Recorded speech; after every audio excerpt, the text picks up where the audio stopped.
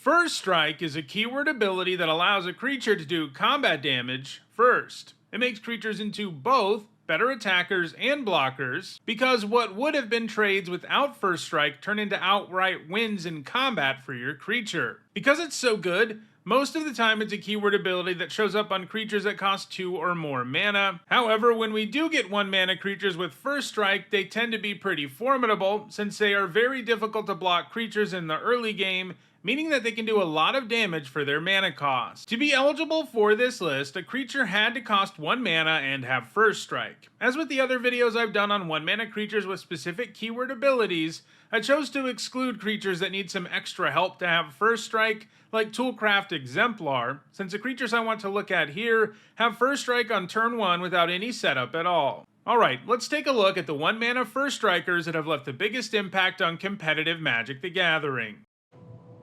This video is sponsored by Card Kingdom. Use the links in the description to visit their store.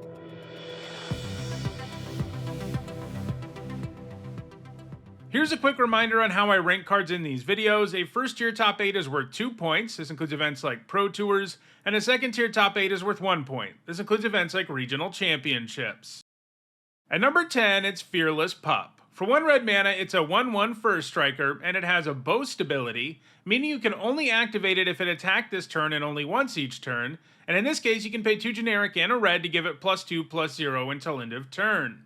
This is a good example of how good First Strike can be when you have a potential buff effect. This feels good on 1 mana, but once you're at 3, your opponent is still unlikely to have anything that can block it, and merely the threat of activating the ability will often mean that it gets through unblocked, allowing you to still do damage and use your mana to add something else to the board. All of Fearless Pup's top 8s came in mono red aggro decks in Standard, particularly in variants of the deck that ran Burgi, which gives you extra mana to use abilities and even lets you boast more than once.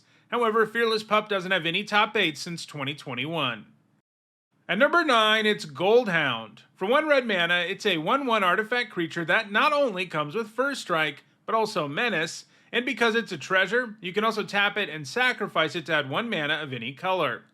So this is a hard to block 1-drop that you can cash in for mana once it's outlived its usefulness as a creature. It saw some play in Standard aggro decks, especially in decks using Oni Cult Anvil, which could get lots of extra value out of the Goldhound being an artifact you can sacrifice for value, since the Anvil would give you back a 1/1. It's also seen play in Pauper, a format where only commons are legal, where its top 8s have also come in artifact-focused aggro decks, particularly those using Kuldotha Rebirth, which lets you sacrifice artifacts for even more creatures. However, Goldhound doesn't have any top 8 since 2024.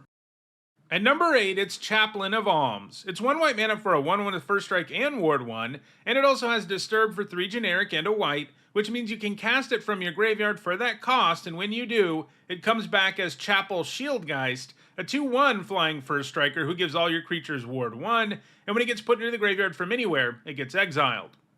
So this one gives you a nice little 1-drop who is likely to be difficult to block early, and once it goes down, it can come back with flying 2, allowing it to continue to pressure your opponent's life total, and providing a bit of protection for all your creatures. While in Standard it was played in aggro decks which had no shortage of ways to buff the Chaplain, and buffing a cheap First Striker is pretty sweet, turn 1 Chaplain into turn 2 Luminarch Aspirant was a pretty powerful start in those decks. However, Chaplain of Alms doesn't have any top 8 since rotating out of Standard.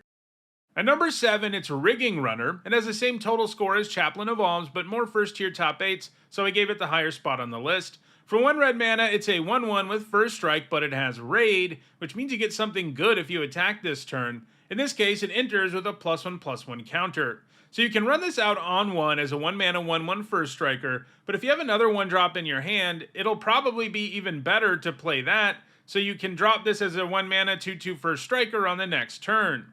While 1/1 First Strikers can stay relevant for a while thanks to the keyword, that is doubly the case for a 2/2 with the keyword. Its top 8s all came in red deck wins, in other words mono red aggro decks, which were loaded up with 1-drops that could enable this to come with a counter later in the game. However, it doesn't have any top 8 since rotating out of Standard. At number 6, it's Striking Sliver. For 1 red mana, it's a 1/1 that gives your Slivers First Strike, and that counts itself. So the baseline here is a 1 mana 1/1 First Striker, and if you have a deck loaded up with Slivers, which, let's face it, you do if you're playing this card, it also gives First Strike to all of them. That makes it a really good top deck on any board where you control a few slivers, since it can upgrade them in such a massive way, so it's not just really good in the early game. Unsurprisingly, Striking Sliver has been played in Sliver decks in Modern, Legacy, and Pauper. Just like Striking Sliver, other slivers also grant all kinds of bonuses to your slivers, so Striking Sliver itself is not only likely to come down and buff your board, it's also likely to come down and get some extra buffs for itself too. Its most recent top 8 in Pauper came earlier this year, so Striking Sliver has a good chance at continuing to see play in the future. At number 5, it's Grim Initiate. For 1 red mana, it's a 1/1 first striker, and when it dies, you amass zombies 1, which means you put a +1/+1 counter on an army you control, and if you don't control an army, instead you make a 0/0 black zombie army token first and put the counter on it.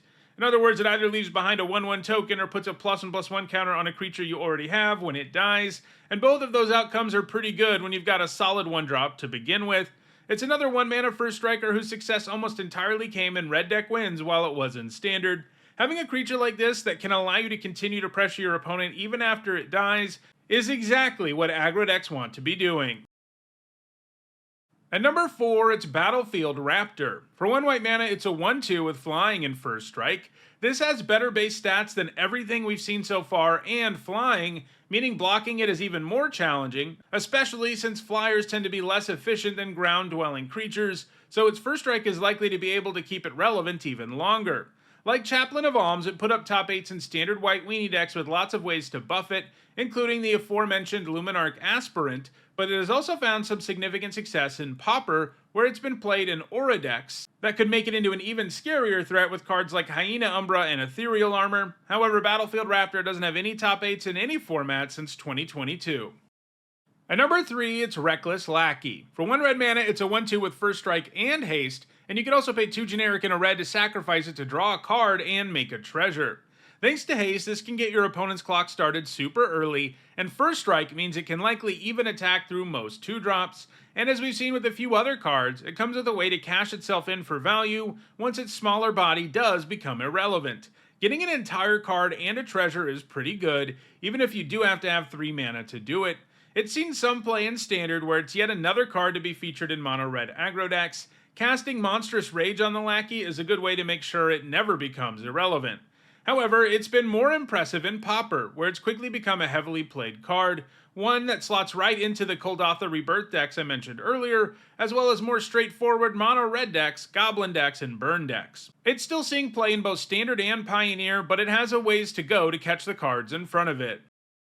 At number 2, it's Fervent Champion, our third consecutive 1 mana first striker to come sporting 2 keyword abilities, with this one coming with haste too, and it's 1 red mana for a 1/1. But the upside doesn't end there, not by a long shot. When it attacks, another target attacking knight you control gets +1/+0 until end of turn. It also decreases the cost of your equip abilities that target the champion by 3 generic mana.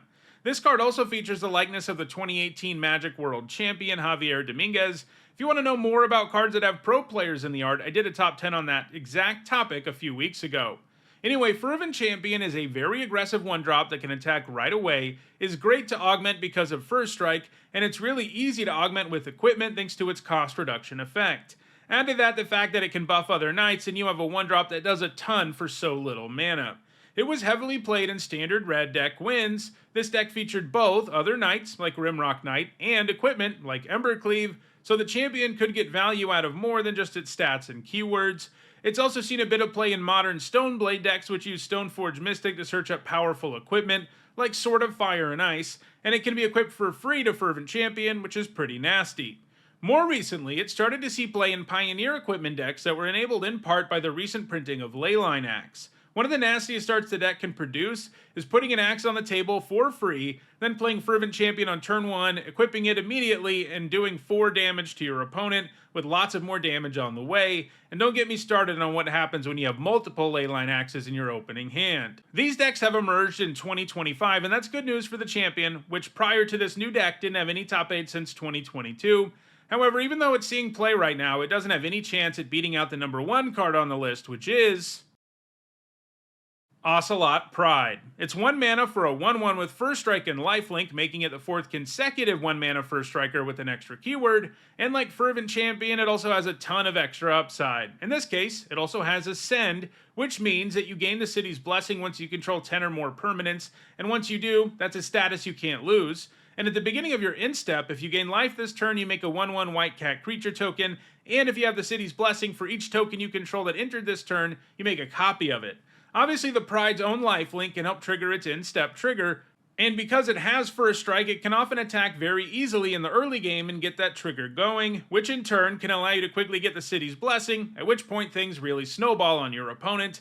And of course, the Pride can also benefit from other sources of life gain and continue to be a very cheap, very absurd value engine, even once it can no longer attack. Yeah, this one drop is insane, as evidenced by the fact that it was just printed in 2024 and has 60 points already, which were more than enough to come in at number 1 on this list. This is also true despite the fact that it was printed in Modern Horizons 3, which means that in paper, the only 60 card formats it's legal in are Modern, Legacy, and Vintage, and on Arena, there's only Historic and Timeless. It's a good thing its legality is limited though, because it would be utterly broken in formats with smaller card pools, as evidenced by the fact that it has been dominating both Historic and Modern since being printed. In both formats, it sees play alongside fellow Modern Horizons 3 powerhouses Guide of Souls and Flage Titan of Fire's Fury. The Guide is a very cheap source of easy life gain, and Flage's Lightning Helix trigger becomes even more insane when you're getting a token out of it. The Pride also sees some play in Legacy, where it's played alongside the same 2 cards. Ocelot Pride is going to continue to rapidly put up top 8s, and it's only going to extend its lead on the list, so it will remain the game's best 1 mana First Striker for the foreseeable future. So, those are Magic's best 1 mana First Strikers. If you like playing cheap, efficient creatures who strike first, check out the description where you can find a direct Card Kingdom link for each card that appeared in the video. If you want to make sure you catch future videos, don't forget to subscribe. And if you want to catch up on past videos, including more that look at specific keyword abilities, you should see a playlist on your screen shortly. Thanks for watching.